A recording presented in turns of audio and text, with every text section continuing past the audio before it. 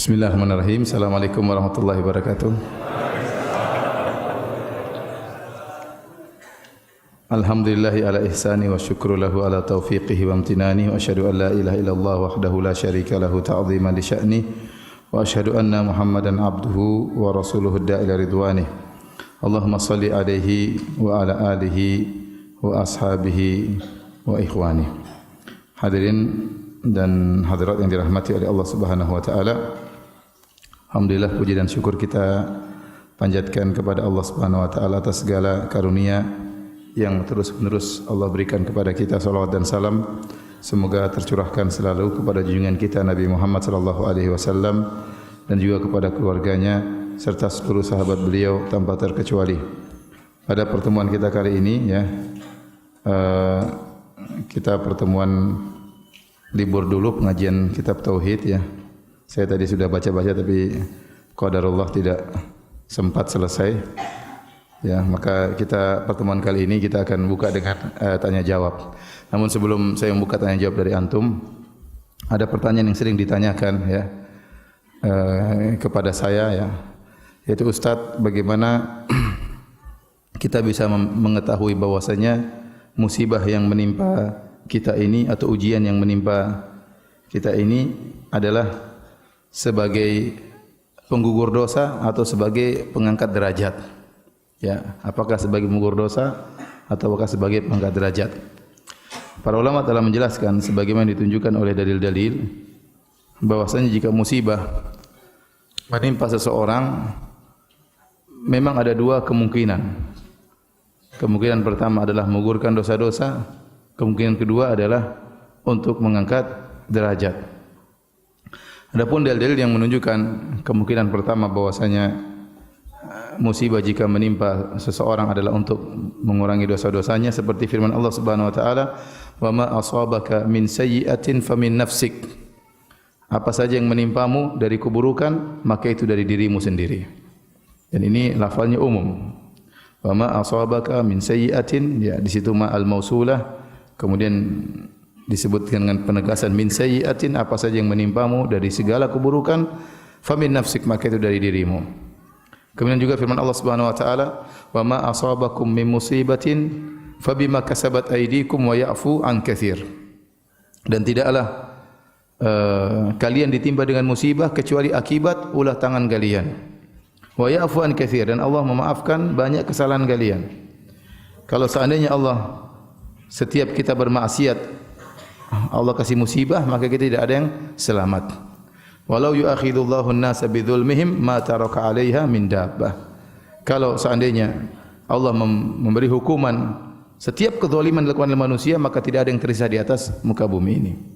Bahkan hewan-hewan pun akan terkena dampak dari itu semua. Jadi dalil-dalil menunjukkan bahwasanya musibah yang menimpa seseorang karena dosa yang dia lakukan. Seperti juga firman Allah Subhanahu wa taala, "Zaharal fasadu fil barri wal bahri bima kasabat aydin nas liyudhiqahum ba'dhal ladzi 'amilu la'allahum yarji'un."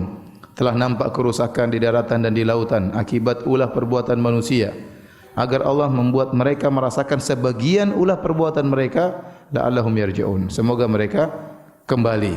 Jadi Allah menciptakan kerusakan di daratan dan di lautan, ya, kerusakan akibat perbuatan mereka ya. Dan Allah tidak membalas seluruh kesalahan mereka. Allah mengatakan liyudhiqahum ba'dhal ladzi amilu, agar mereka merasakan sebagian dari akibat perbuatan mereka. Seandainya seluruhnya dibalas oleh Allah, ya, maka akan binasa ya. Yang akan terjadi kerusakan yang sangat luar biasa. Kemudian hadis-hadis juga menunjukkan hal yang sama. Contoh kata Nabi sallallahu alaihi wasallam, "Idza aradallahu bi 'abdihi al-khaira, ajjala lahu al-uqubata fid dunya." Jika Allah menghendaki kebaikan pada seorang hamba, Allah segerakan hukumannya di dunia. Artinya menghapuskan dosa-dosanya. Wa idza arada bi 'abdihi syarra amsaka anhu hatta yuwaffiya bihi yaumal qiyamah. Jika Allah menghendaki keburukan pada seorang hamba, Allah tidak kasih dia musibah.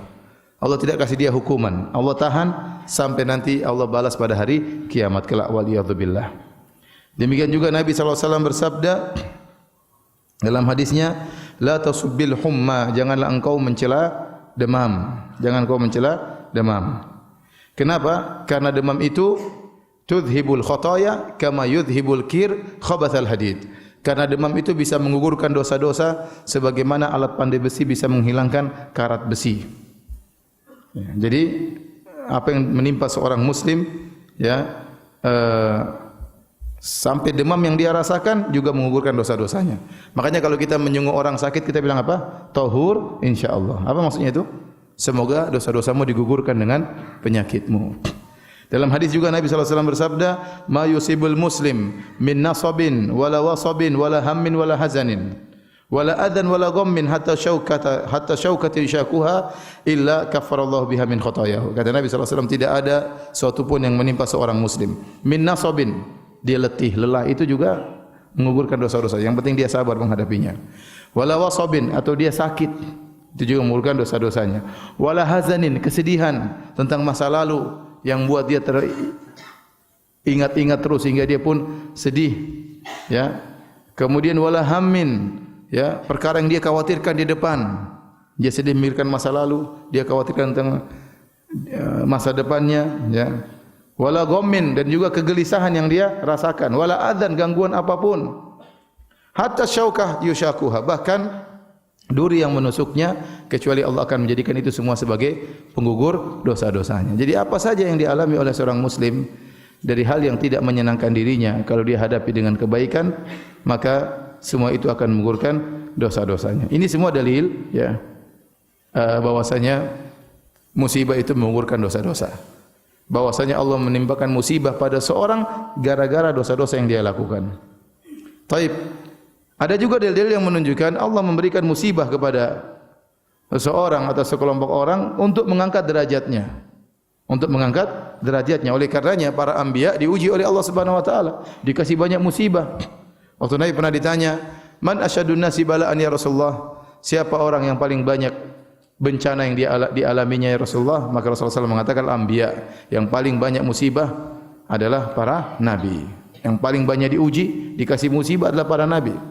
Tsumma salihun, kemudian orang-orang soleh. Tsummal amsal fal amsal, kemudian yang selanjutnya dan selanjutnya.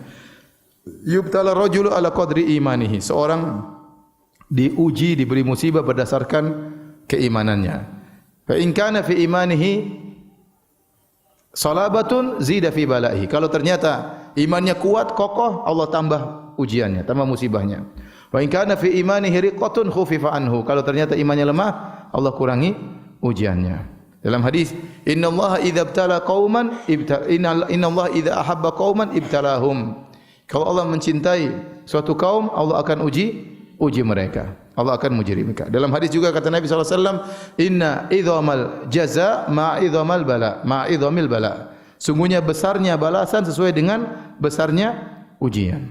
Jadi ini menunjukkan ujian-ujian tersebut adalah dalam rangka untuk mengangkat derajat. Bahkan dalam satu hadis Rasulullah SAW bersabda, yang dihasankan oleh Syekh Albani dalam silsilah sahihah, inna rajula la yakunu lahu inda Allahil manzilah, fama yablughuha bi amalin fala yazalu Allahu yabtalihi bima yakrah hatta yablughahu iyyaha atau yuballighahu iyyaha.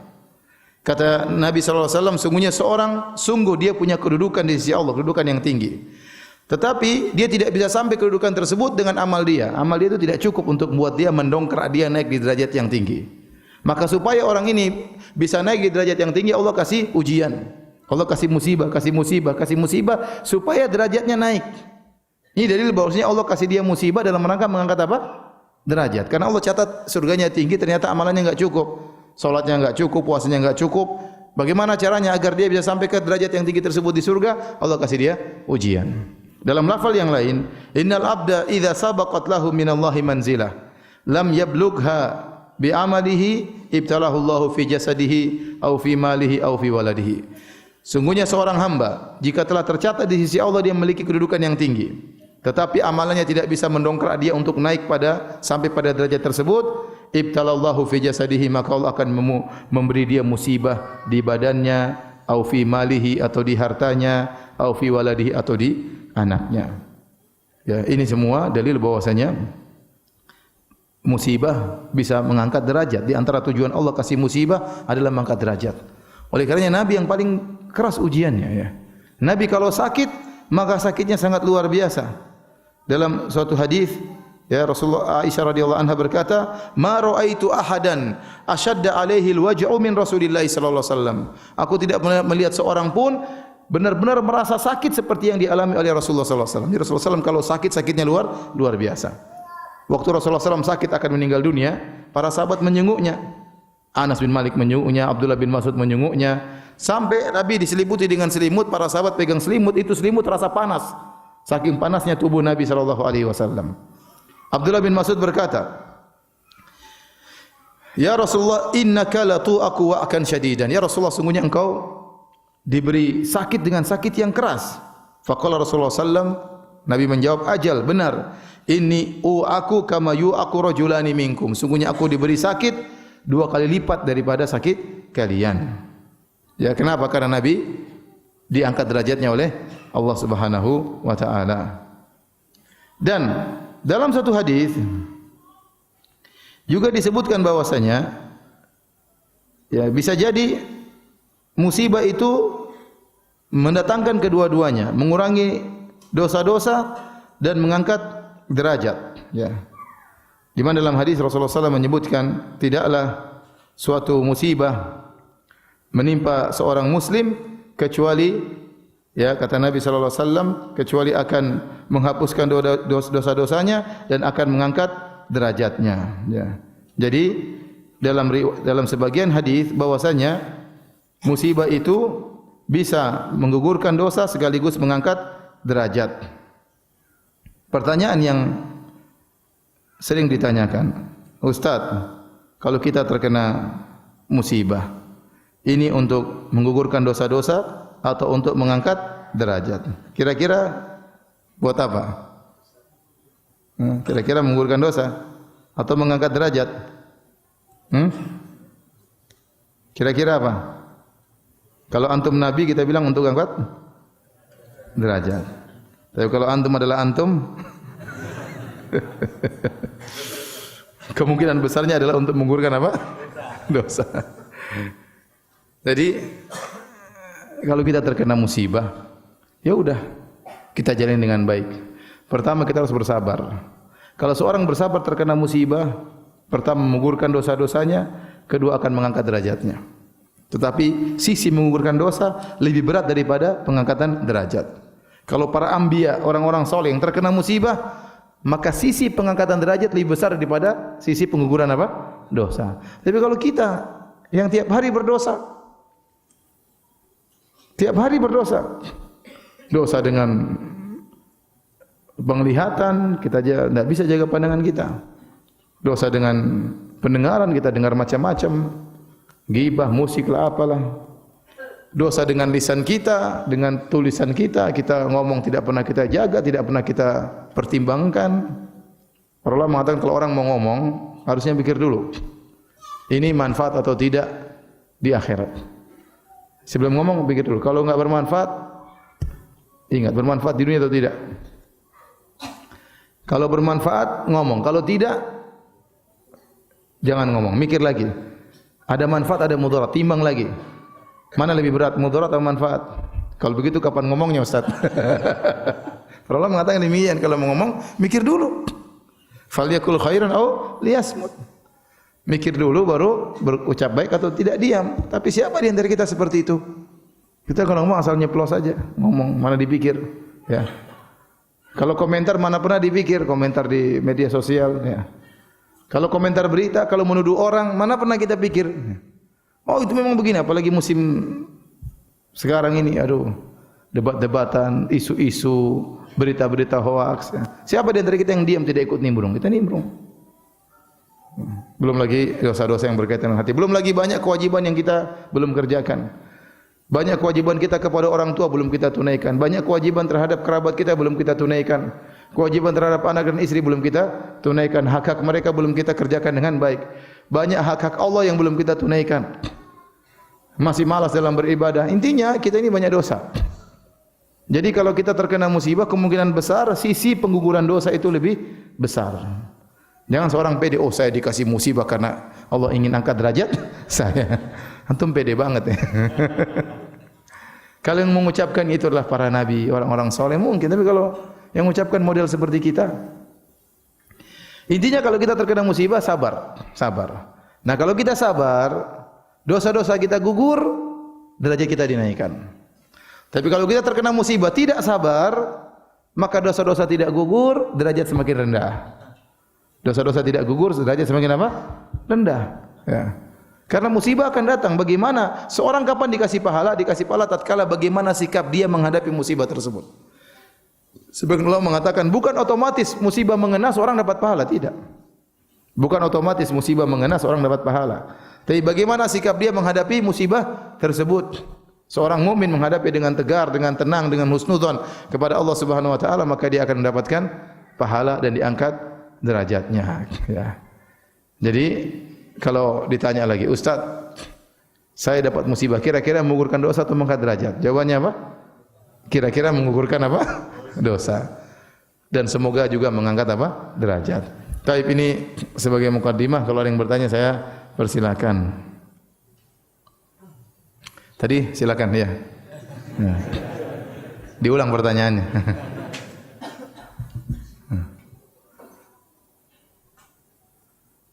Kalau nyalain. Ada. Assalamualaikum warahmatullahi wabarakatuh. Waalaikumsalam warahmatullahi wabarakatuh.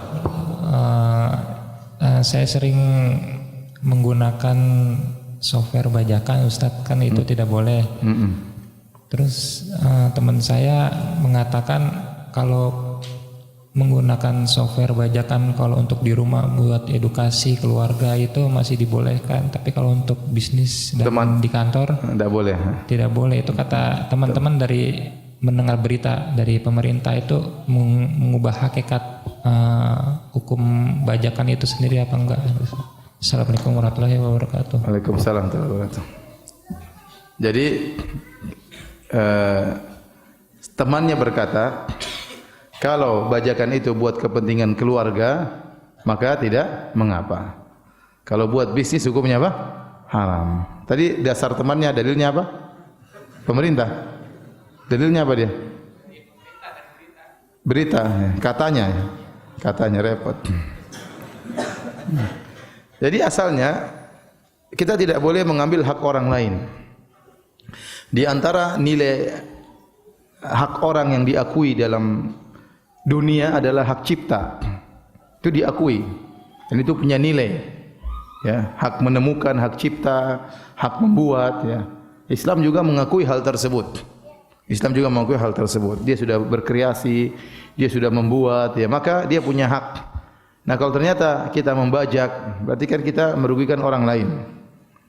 Saya tidak tahu berita bahwasanya benar pemerintah membolehkan atau tidak. Ini bukan, saya tidak tahu benar atau tidaknya, tetapi ini berkaitan dengan hak milik orang, ya, hak milik orang. Ya, kalau seandainya pemerintah, taruhlah seandainya membolehkan, saya rasa tetap tidak boleh. Ya, saya rasa tetap tidak boleh, kecuali pemilik software tersebut tatkala mau jualan di Indonesia sudah ada deal sama pemerintah. Kalau dibajak orang untuk keluarga tidak apa-apa. Kalau buat bisnis haram. Kalau ada deal dengan pemerintah, syarat dia jual beli seperti itu, maka jadi halal. Tapi saya ragu emang ada deal seperti itu. Saya rasa enggak. Ya. Ini bisnis internasional, ya. Jadi apa yang disampaikan berita tersebut, ya, tidak merubah hukum, ya, tidak merubah hukum. Jadi tidak boleh kita menggunakan software bajakan. Terus gimana Ustaz? Ya istighfar. Istighfar dan berusaha yang beli yang asli, ya. Allah alam bisawab. Ada lagi yang bertanya? Ustaz, ana seorang akhwat yang sudah berkeluarga. Kalau ana ingin banyak-banyak bersedekah dengan uang pribadi ana, apakah sedekah ana harus diberikan kepada fakir miskin, anak yatim? Kalau ana berikan ke ibu ana, apakah itu juga dihitung sebagai sedekah? Mohon penjelasannya Ustaz. Tentunya sedekah yang terbaik kata para ulama adalah kepada karib kerabat. Karena sedekah kepada karib kerabat pahalanya dua. Pertama pahala menyambung silaturahmi, kedua pahala bersedekah. Apalagi kerabat dekat, ya, seperti orang tua, seperti kakak dan adik, om, paman dan yang lainnya. Ya, tapi kalau kita punya uang berlebihan, ya kita sudah kasih orang tua kita, tidak ada salahnya kita kasihkan kepada fakir miskin. Semakin seorang membutuhkan sesuatu, mudah-mudahan sedekah kita itu pahalanya semakin besar karena kita semakin menghilangkan penderitaannya. Ya kalau kita sudah kasihkan ibu kita, kayak bapak kita, kakak adik kita dan mereka berkecukupan, ya mungkin mereka tidak perlu sedekah. Yang perlu kita berikan kepada fakir miskin yatim. Masalah orang tua, masalah saudara mungkin kita kasih hadiah ya. Jadi intinya bebas ya kita beri sedekah kepada kerabat atau kepada di luar kerabat, tetapi memang paling utama adalah kerabat. Tetapi kalau kerabat menurut perkiraan kita sudah cukup, maka kita berikan juga kepada selain kerabat. Ada lagi yang bertanya? Assalamualaikum warahmatullahi wabarakatuh. Waalaikumsalam warahmatullahi wabarakatuh. Ustadz, Ana mau tanya, kan teman Ana punya utang ke Ana ya. Ana udah bilangin Ana lunasin. Apa? Antum bilang apa? Ana ikhlasin. Antum ikhlasin. Iya. Ikhlasin terpaksa atau karena? Insya Allah ikhlas. Ikhlas ya terus. Iya. Tapi dia tetap kekeh mau bayar. Iya. Ana udah bilang ikhlas, udah nggak usah dibayar, tapi dia masih kekeh ya. Pertanyaannya, kalau dia bayar itu Ana boleh ngambil nggak gitu? Atau enggak kalau misalnya qadarullah ada yang meninggal, itu beliau masih dihisap nggak atas utangnya itu yang padahal Ana udah ikhlasin? Enggak lah, kalau antum sudah ikhlasin, antum bertahan dengan keikhlasan tersebut. Ya, jadi kalau dia mau bayar nggak usah? Enggak usah, Diterima. saya sudah ikhlas kok. Iya, Ya. Allah sudah tahu saya ikhlas. Jangan kasih. diterima ya. Ya, Jangan jazakallahu khair. diterima ya. Biar pahala kita berjalan ya. Dia bilang kalau kau kasih saya tidak akan terima, tapi saya akan salurkan. Kalau kau kasih tapi ini bukan untuk saya ya. Dia paksa kasih sudah. Mungkin dia tidak mau, dia maksa-maksa, ya udah ambil aja. Dia bilang sama dia, utangmu sudah tidak ada sama saya. Tapi ini akan saya salurkan kepada orang yang membutuhkan. Ya. Assalamualaikum warahmatullahi wabarakatuh. Waalaikumsalam warahmatullahi wabarakatuh. Emang utangnya berapa?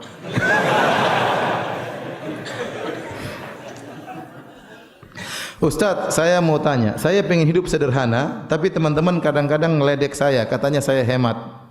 Misalnya saya dikontrakan tidak ada kulkas. Gimana sikap yang harus saya lakukan, Ustadz? Sederhana itu bagus, tapi pelit tidak boleh ya. Ya, pelit tidak boleh ya.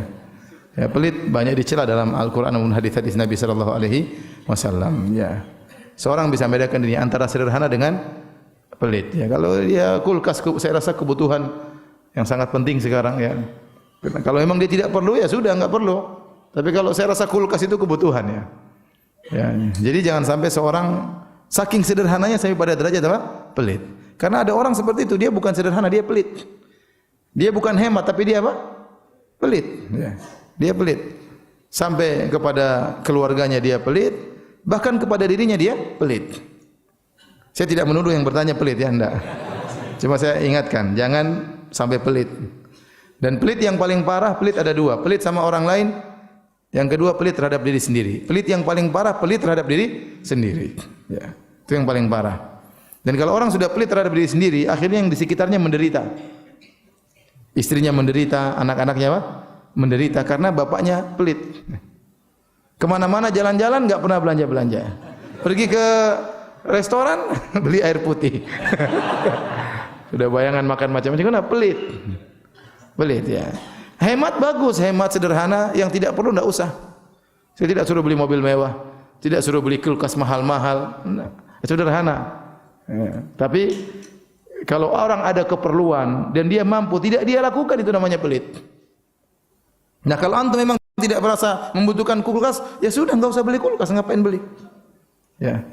Enggak usah, kalau emang antum enggak butuh kulkas, enggak usah beli. Atau antum butuh kulkas tapi ada keperluan yang lebih daripada itu, ya sudah enggak usah beli kulkas, beli yang lebih perlu. Tapi kalau ternyata antum butuh kulkas, uang ada, cuma eman-eman kalau beli kulkas, itulah namanya pelit. Itulah namanya apa? Pelit ya. Dah antum bisa menilai antum pelit atau sederhana. Silakan. Baik, pertanyaan berikutnya. Silakan. Assalamualaikum warahmatullahi wabarakatuh. Salam warahmatullahi wabarakatuh. Ana ingin bertanya, ada dua Ustaz. Yang pertama, ketika kita mungkin sedang sholat jamaah misalnya, kemudian ada gempa yang sangat dahsyat atau mungkin ada peringatan tsunami mau datang gitu, atau mungkin kebakaran, yang kemudian kita yang harus kita lakukan membatalkan atau meneruskan gitu, Ustaz. Sebenarnya namanya sholatul khauf. Seorang bisa melanjutkan. Dia seperti dalam peperangan. Tatkala dia lagi sholat tiba-tiba di perang, dia farijalan aw rukbana, maka dia silakan salat dalam kondisi berjalan, dalam kondisi berlari, dalam kondisi naik kendaraan. Tapi itu memang susah. Karena kita tidak terbiasa juga melakukannya. Jadi sebenarnya bisa kita lanjutkan sambil keluar salat tidak putus. Tapi kenyataan susah. Tiba-tiba gempa ya kita lari biasanya. Tiba-tiba ya mungkin uzurlah kalau kita membatalkan kemudian dalam kondisi demikian, tiba-tiba kebakaran. Seharusnya kita lanjutkan ya. Yang penting bisa menyelamatkan diri. Dan kita boleh keluar dari masjid untuk menyelamatkan apa? Diri. Enggak ada masalah ya. Dengan salat khauf. Tapi kalau seorang tidak tahu, tidak terbiasa salat khauf, enggak apa-apa dia batalkan karena menyelamatkan nyawa tentunya lebih penting. Allah alam bisawab. Yang kedua tentang pengurusan jenazah ketika kayak yang terjadi di Palu itu gempa. Itu bagaimana kan korban sangat banyak, apakah secara syariat itu penguburan massal atau tidak, tanpa dengan dikafanin atau disolatkan itu? Wallah alam, saya enggak tahu.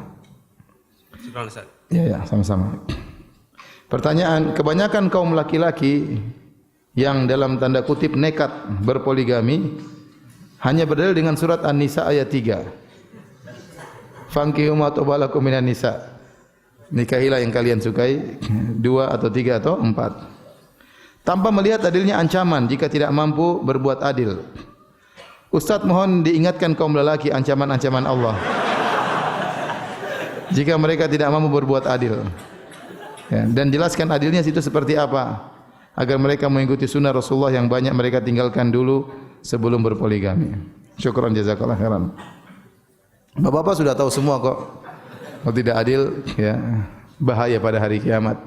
Man kanat lahum ra'atani famala ila idahuma jaa yaumal qiyamati wa shikuhu ma'il. Barang siapa yang punya istri 2, kemudian dia condong kepada salah satunya, maka dia akan datang pada hari kiamat dibangkit dalam kondisi badannya miring. Ini suatu penghinaan bagi dia. Bayangkan di depan teman-teman, di depan jamaah Al-Ikhlas, badan miring. Badan miring. Kenapa ente miring? Aduh, saya punya istri 2. Oh, istri 2 kirain cuma 1. Satunya saya sembunyikan. Kemudian badan miring. Nah, ini memalukan. Itu bentuk Allah memalukan dia pada hari kiamat kelak. Ya, bagaimana nasib orang yang badannya miring? Ya. Berjalan di padang mahsyar dalam kondisi badannya apa?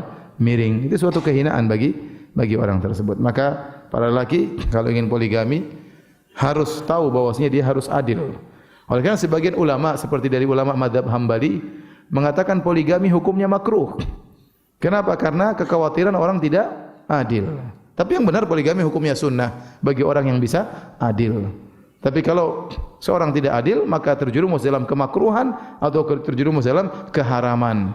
Oleh karenanya tidak adil dalam poligami dosa besar.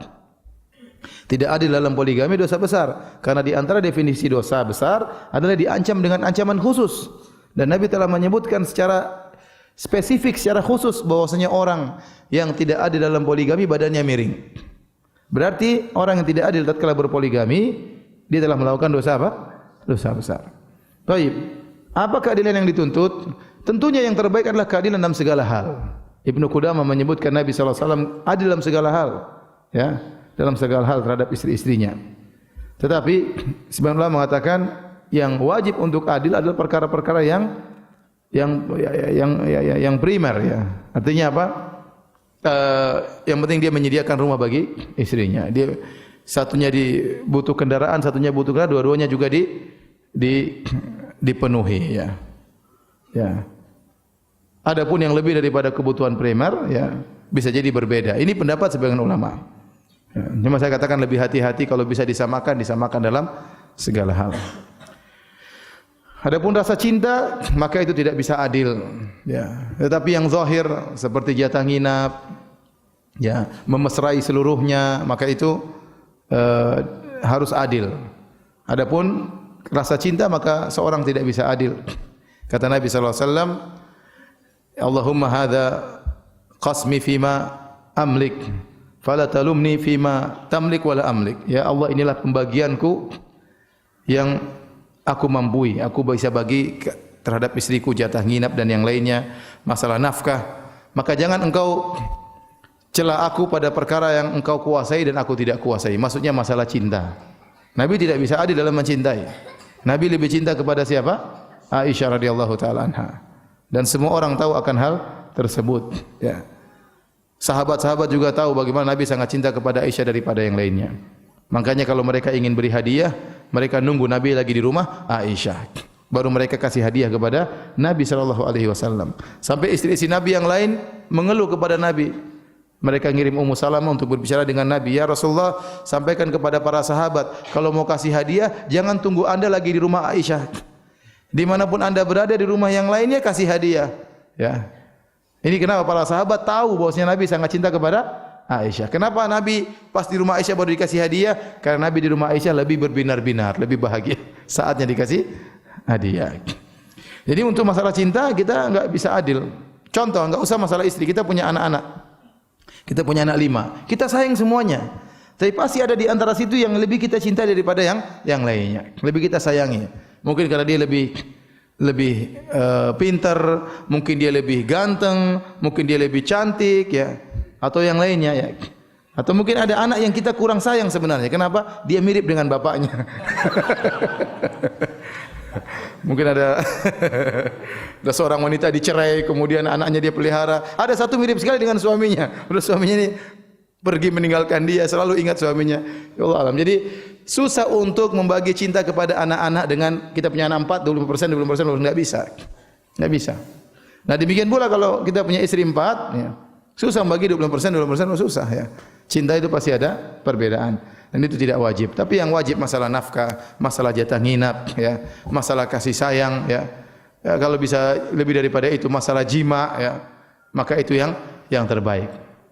Tetapi saya sampaikan tadi, para ulama mengatakan yang wajib yang kadar cukup. Misalnya kita punya istri yang pertama, ya, dia ternyata misalnya punya anak banyak atau dia anak orang kaya, ya. Yang wajar bagi dia nafkahnya seperti ini. Terus kita punya istri kedua yang dia mungkin orang-orang biasa. Dia sudah ridho dengan rumah yang sederhana, maka itu kewajiban kita kasih rumah sudah selesai. Jangan sampai yang satu dikasih rumah, satu enggak, itu namanya tidak adil. Tapi kalau rumahnya bentuknya berbeda, itu tidak kewajiban. Itu lebih. Tapi kalau dia bisa samakan, itu tentu yang terbaik. Tapi tidak harus sama. Tidak harus sama. Kalau kita mengatakan wajib dalam segala hal, maka tidak ada poligami kalau begitu caranya. Kasihan janda-janda, siapa yang tolong? Kasihan gadis-gadis yang sudah tua, tidak ada yang berani menikahi. Ya. Benar atau tidak? Kok tenang semua? Tapi yang adil adalah perkara-perkara yang kebutuhan pokok. Seperti tadi katakan harus ada rumah, ini ada rumah. Tapi rumahnya berbeda, tidak ada masalah. Yang penting ini merasa tercukupi. Tidak harus rumahnya sama. Wallahu a'lam bishawab.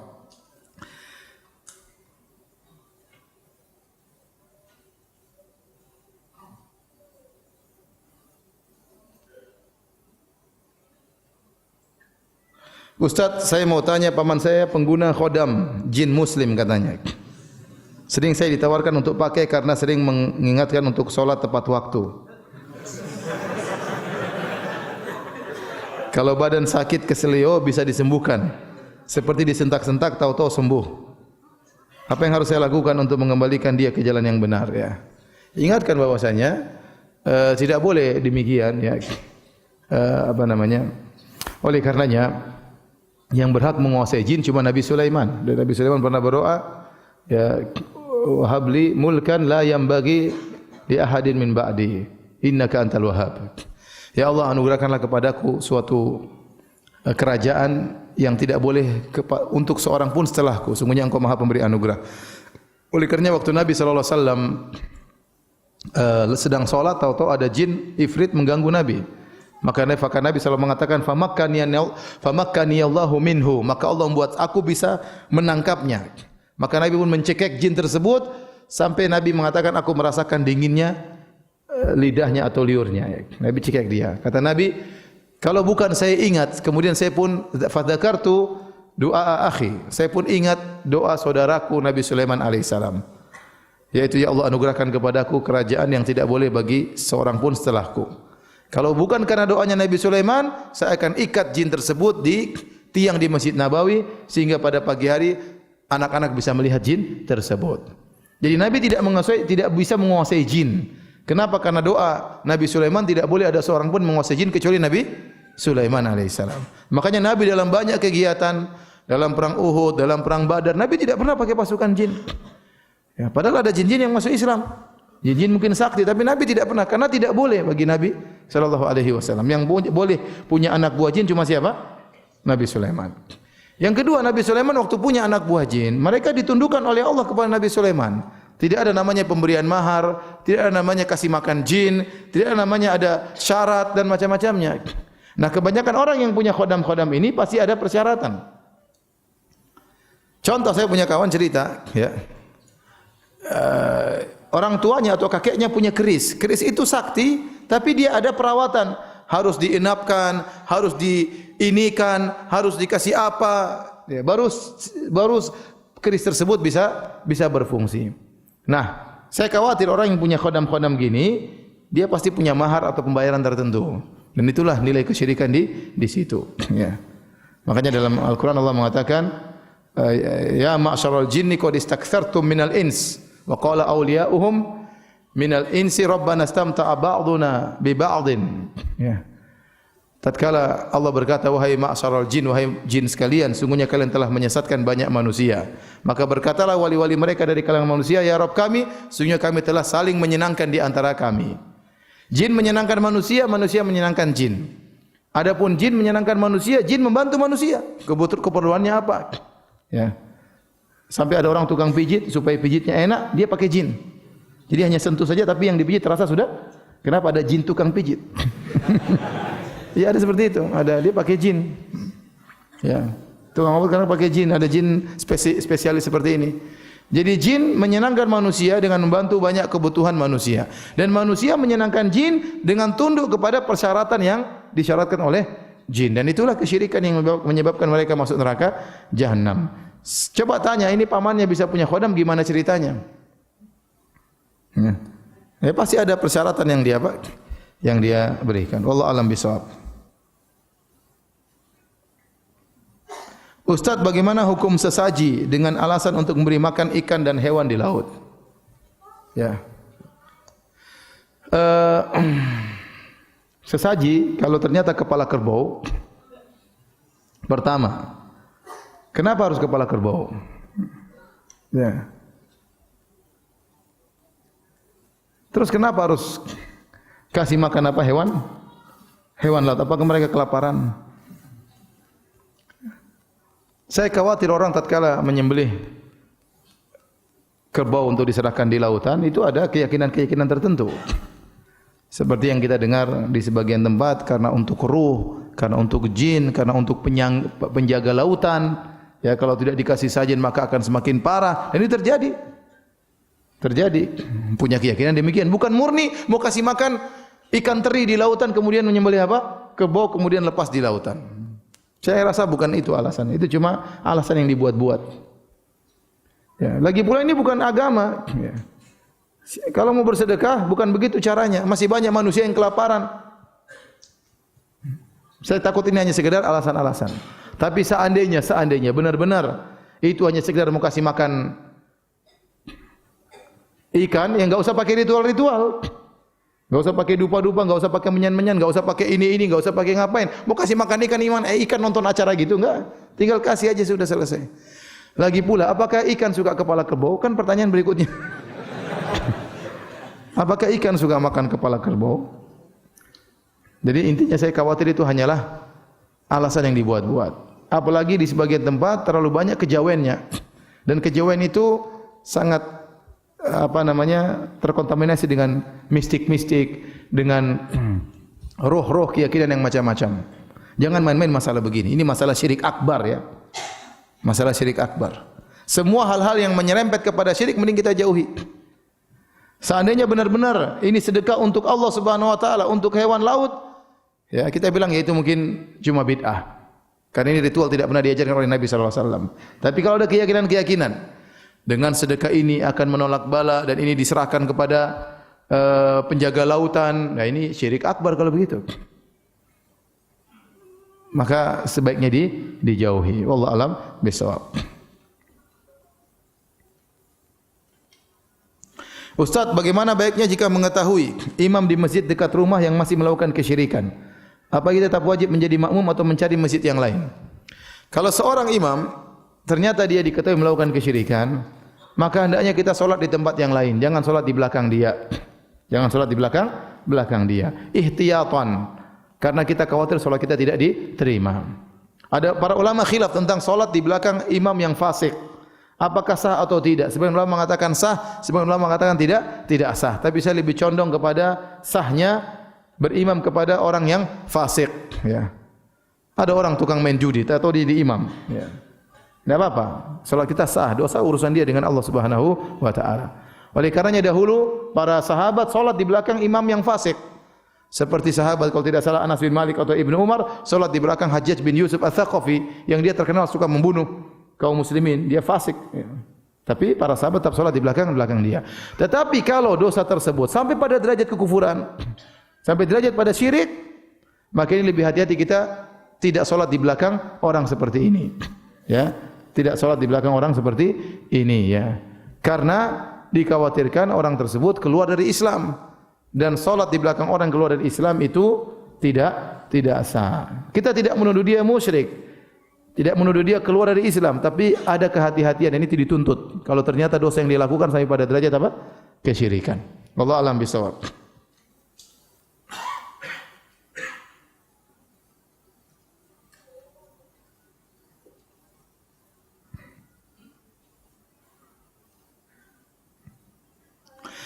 Apakah hibah yang diberikan ibu boleh tidak adil dengan yang lain karena anak yang lain mungkin lebih memerlukan? Apa bedanya dengan hibah dari ayah? Hadiah yang diberikan ibu atau ayah kepada anak-anak hendaknya adil kepada anak-anak. Adapun kalau perbedaan pemberian tersebut karena kebutuhan maka itu tidak mengapa. Itu tidak mengapa. Sebagai contoh anak SMA dia butuh motor, kita belikan motor. Anak TK ya jangan dibelikan motor ya. Karena dia tidak butuh apa? Tidak butuh motor. Anak sekolah ini kuliah dia butuh biaya, kita berikan kos-kosan. Ini kan biaya semua, sebenarnya itu pemberian. Tapi itu berkaitan dengan kebutuhannya. Anak kita yang masih kecil, maka tidak perlu kita berikan. Tetapi kalau sudah sampai tahapan kita belikan rumah, dan itu di luar di luar kebutuhan sang anak, kita berikan dia rumah, maka harus anak kita yang lain kita belikan juga apa? Rumah. Kalau tidak, maka kita tidak adil. Ya. Dan ini pernah terjadi, saya pernah ditanya.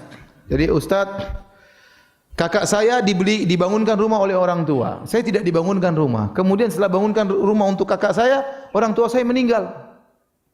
Sehingga dia tidak mendapatkan warisan. Kakaknya yang dapat. Ini tidak adil seperti ini.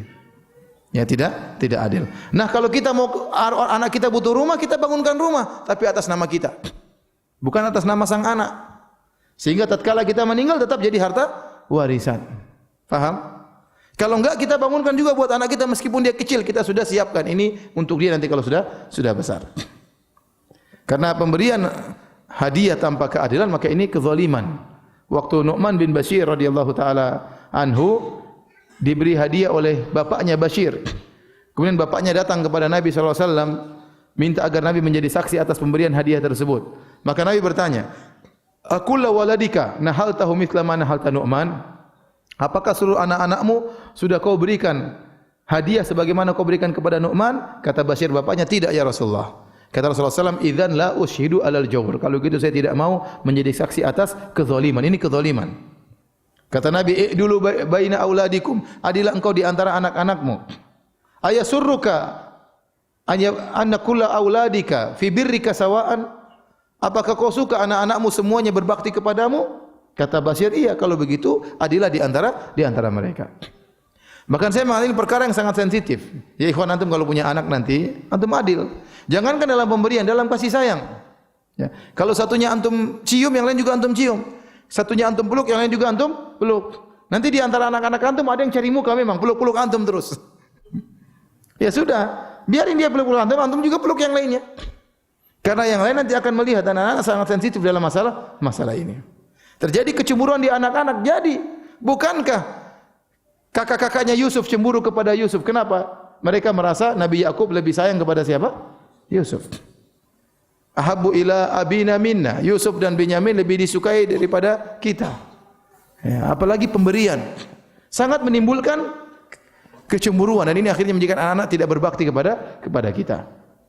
Maka saya ingatkan sebagai orang tua hati-hati ya.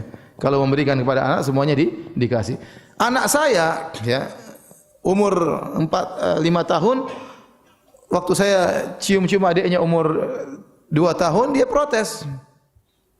Dia bilang, "Abi," anak saya Zainab, "Abi kenapa Habibah Abi cium-cium Zainab kok enggak dicium?" Saya bilang sama anak saya yang umur 5 tahun, "Zainab, kamu dulu waktu kecil juga Abi cium-cium. Emang kamu enggak ingat? Sekarang gantian." Oh, baru dia ngerti. Tapi dibilangin. Karena dalam anak itu ada kecemburuan yang luar biasa. Kalau kita lihat satunya senyum, satunya kita marahin, satunya tidak pernah kita marahin, itu akan menjadi catatan bagi mereka. Itu catatan bagi mereka. Terkadang kita harus perhatikan kepada salah seorang anak karena dia punya kekurangan. Itu harus kita jelaskan sama kakaknya. "Sayang, ini adikmu sakit, jadi ibu harus lebih perhatian banyak. Kamu intinya jangan cemburu lah. Saya perhatikan adikmu karena adikmu sakit sementara kau sehat. Kau bantulah ibu perhatikan dia." Karena kalau dilihat kita perhatian sama dia, lama-lama dia cemburu. Kenapa sih adik diperhatikan terus? Padahal adiknya lagi sakit, butuh perhatian khusus. Azan kah? Azan. Taib, azan dulu ya. Nanti habis azan habis salat kita lanjutkan. Allah taala alam bisawab. Bismillahirrahmanirrahim. Alhamdulillah salatu wassalamu ala Rasulillah wa ala alihi wasahbihi wa ala. Ada pertanyaan, Ustaz, apa itu akidah Jahmiyah? Jahmiyah ini bahkan kepada Jahm bin Safwan dan dia adalah menyimpang dalam banyak hal ya. Dalam masalah tauhid asma wa sifat punya penyimpangan, dalam masalah iman punya penyimpangan, dalam masalah takdir punya penyimpangan. Tentunya ini butuh pembahasan tersendiri ya. Kalau kita bahas bagaimana akidah Jahm bin Safwan dalam asma wa sifat, bagaimana akidah Jahm bin Safwan dalam masalah takdir, dalam masalah iman. Yang penting bagi antum mengenal akidah Ahlus Sunnah, itu yang paling penting ya. Baru kemudian mengenal akidah-akidah yang menyimpang tersebut. Makanya kita terus belajar tentang akidah. Nanti ada saatnya kita akan menyinggung tentang akidahnya Jahmiyah. Boleh bahas sekarang jadi panjang nanti. Ustaz, saya ikhwan umur 25 tahun. Mau tanya, bolehkah kita nazar kalau kita nazar dengan beberapa akhwat dalam satu waktu? Bolehkah kita nazar dengan beberapa akhwat dalam satu waktu? Dan mohon nasihat tips biar niat makin kuat untuk menikah. Saya rasa kalau mau nikah tidak usah pakai tips-tipsan ya. Sekarang zaman fitnah, masa tidak ingin menikah ya. Kalau tidak ingin menikah, khawatirnya enggak normal ya. Zaman sekarang fitnah kayak begini, bagaimana seorang tidak mau menikah? Ya kecuali ada halangan, mungkin keuangan masih kurang, itu lain cerita. Tapi kalau seorang keuangan sudah oke, kemudian secara ekonomi dia mampu, maka apa yang menghalangi dia untuk menikah? Segera menikah. Kalau antum menikah cepat, enak nanti antum baru umur 45 anak sudah besar-besar ya. Antum baru umur 47 sudah jadi kakek nanti. Jadi senang kita punya anak cepat besar tuh enak, menyenangkan. Ya. Antum bisa punya anak banyak. Kalau menikah terlambat umur 30 tahun, antum baru umur 50, anak baru berumur 20 atau masih 19, masih kecil. Ya. Oleh karenanya segera menikah agar seorang selamat agamanya. Tapi bolehkah dia menadhar dalam satu waktu beberapa akhwat? Hukumnya boleh-boleh saja ya, tapi sebaiknya jangan demikian ya. Karena memang seorang laki-laki jangankan menadhar dalam satu waktu, nikah dalam satu waktu 4 juga boleh ya. Cuma kan tidak etis seperti itu. Kalau antum ingin nadhar, sebelum nadhar cari informasi tentang seorang akhwat. Kalau benar-benar sudah oke baru antum nadhar 1. Jangan langsung nadhar 3 ya.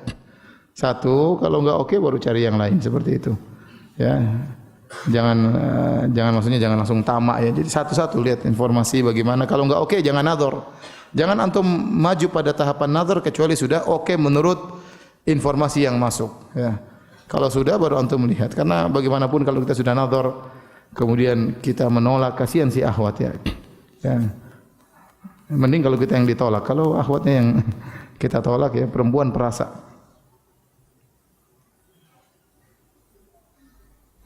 Ustaz, saya mau bertanya, saya baru menikah dan masih meraba-raba soal masalah pembagian nafkah.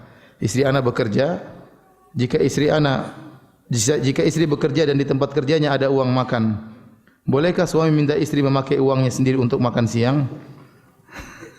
Makan malam dan pagi pakai uang bulanan. selain uang bulanan dari suaminya. Istriku, aku cinta kepadamu. Cinta tapi uang makan perhitungan. Ini kemungkinan dia enggak punya uang. Dia enggak punya uang ya. Itu wajib bagi kita memberi makan istri 3 kali sehari. Tapi kalau memang istri ridho ya, dia cukup makan di kantor, makan paginya atau makan siangnya makan di kantor, pagi dan malam dari uang suami, ya itu saling memahami lah di antara suami istri. Suami istri punya kewajiban, tapi tidak usah hitung-hitungan juga seperti bos dan pegawai ya. Hitung-hitungan secara detail tidak perlulah. Kita hubungan suami istri dibangun di atas saling memaafkan, saling memahami. Kalau ternyata duit kita pas-pasan, kita minta pemahaman sang istri. Istriku, saya cinta kepadamu, tolong pahami saya. Kamu makan siang di kantor aja, jangan pakai uang saya. Karena aku cinta kepadamu. Jadi saling memahami lah ya. Secara aturan harusnya dia memberi makan 3 kali sehari sebagaimana kebiasaan yang berjalan di tanah air. Pak Ustadz mau tanya, dosakah bila seorang suami chatting dengan lawan jenis atau wanita yang mana bahasnya sayang-sayangan, memuji dan sebagainya? Bagaimana istri harus bersikap? Karena tetap ada rasa sakit hati. Ya jelas sakit hati lah. Bagaimana seorang suami chattingan sama perempuan lain pakai sayang-sayangan ya. Itu bukan istri keduanya, tidak boleh. Tidak boleh begitu. Seorang suami kemudian chattingan sama wanita lain, kemudian sayang-sayangan, mesra-mesraan, haram hukumnya. Itu tidak halal bagi dia wanita tersebut kalau mau nikahi. Adapun kalau dimulai dengan cara seperti itu maka tidak berkah ya. Maka tidak berkah ya. Wajar kalau istri cemburu, nasihati suaminya. Nasihati suaminya. Ini tidak boleh, ini maksiat, ini dosa kepada Allah Subhanahu wa taala.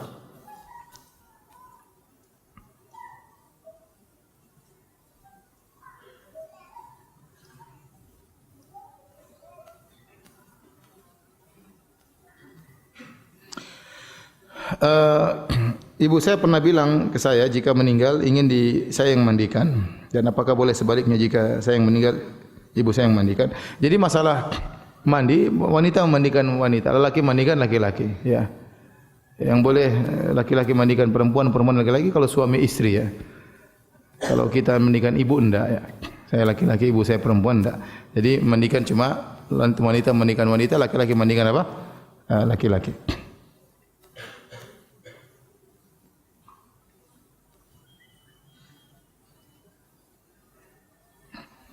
Saya baru pindah kontrakan dan setelah ditempati baru tahu kalau kloset di kamar mandi membelakangi kiblat. Bagaimana baiknya Ustaz, karena tempat sudah terlanjur saya huni. Ini masalah khilaf tentang apakah boleh kita buang air, buang hajat menghadap kiblat. Ada khilaf yang kuat di kalangan para ulama. Sekarang ini saya masih merajihkan bahwasanya kalau dalam bangunan tidak mengapa. Kalau dalam bangunan tidak mengapa. Karena Nabi pernah buang air dalam kondisi membelakangi kiblat, tapi dalam bangunan. Dan itu yang dipahami oleh Ibnu Umar. Ini pendapat yang dipilih oleh Ibnu Umar radhiyallahu taala anhuma. Ibnu Umar pernah buang air kecil, dia taruh onta di depannya, dia tundukkan ontanya baru dia buang air. Antara dia dengan kiblat ada apa? Ada onta. Jadi kalau dalam bangunan insyaallah perkaranya lebih ringan. Memang ada khilaf.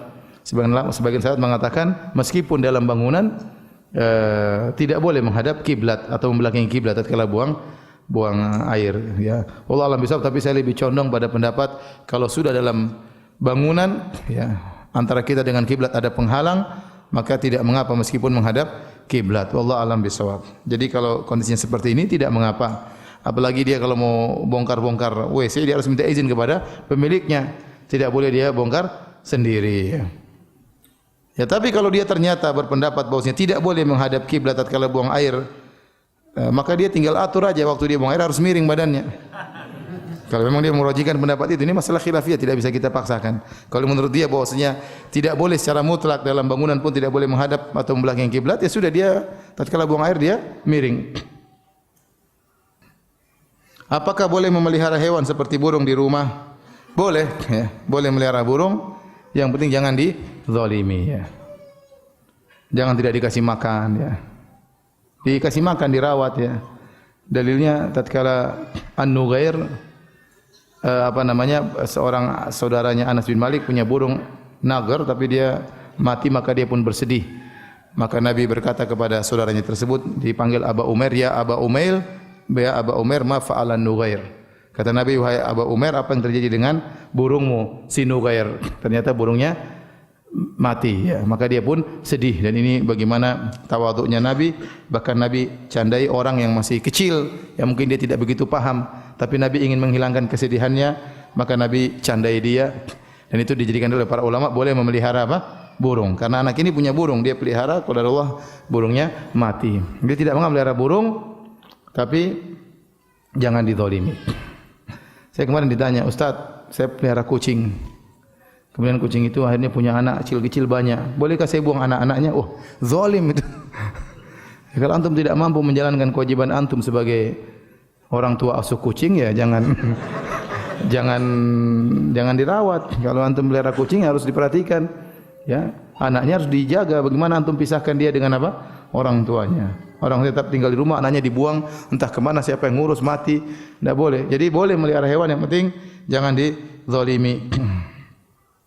Tapi demikian saja para hadirin hadirat yang dirahmati Allah subhanahu wa ta'ala. Mohon maaf kita belum bisa melanjutkan kajian kita tentang kitab tauhid, insyaallah pada pekan berikutnya. Ya subhanakallah bihamdik asyhadu an la ilaha illa anta astaghfiruka wa atubu ilaik. Assalamualaikum warahmatullahi wabarakatuh.